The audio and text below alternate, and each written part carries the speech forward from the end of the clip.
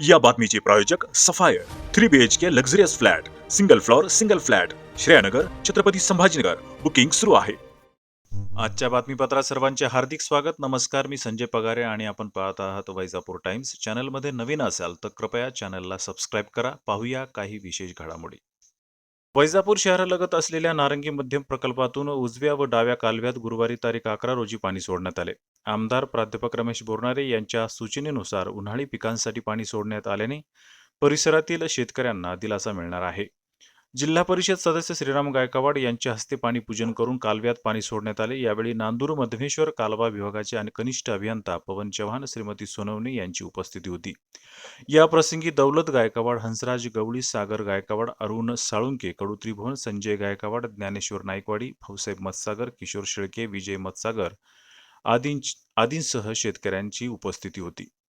कविटखेडा बिरोळा group ग्रामपंचायतीच्या उपसरपंचपदी मोहिनी साळुंके यांची निवड.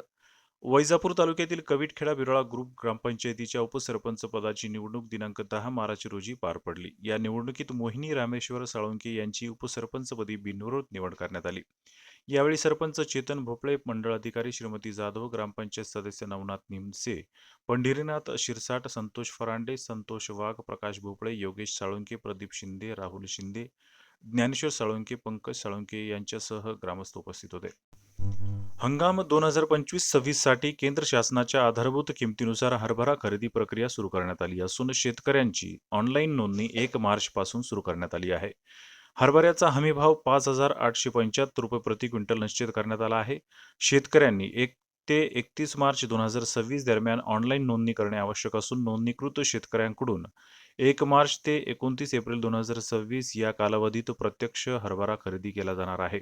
जिल्ह्यात शेतकऱ्यांच्या सोयीसाठी छत्रपती संभाजीनगर, गंगापूर, वैजापूर, खुलताबाद, कन्नड, सोयगाव, सिल्लोड, फुलंब्री आणि पैठण येथे एकूण 9 खरेदी केंद्रांना मंजुरी देण्यात आली आहे. निर्धारित कालावधीत नोंदणी करून हमीभाव योजनेचा लाभ घ्यावा असे आवाहन जिल्हा पणन अधिकारी व्ही. राठोड यांनी केले.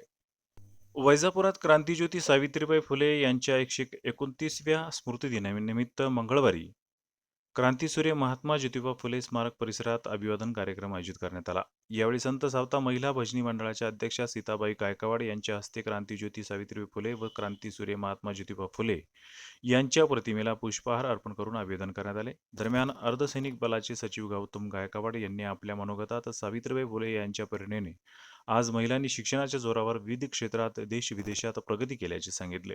कार्यक्रमात सजनराव गायकवाड, आबासाहेब जेजुरकर, ठेंगडे सर, अशोक देवकर, अशोक निकम, दिलीप निकम, भोला राजपूत, प्रकाश मेमाने, सुमनबाई गायकवाड, उज्ज्वलाबाई गायकवाड, माजी नगरसेविका सुनंदा माळी, माधुरताई बनकर, प्रीती भोपळे, सुप्रिया व्यवहारे, सुनीता साखरे यांच्यासह महिला मोठ्या संख्येने उपस्थित होत्या.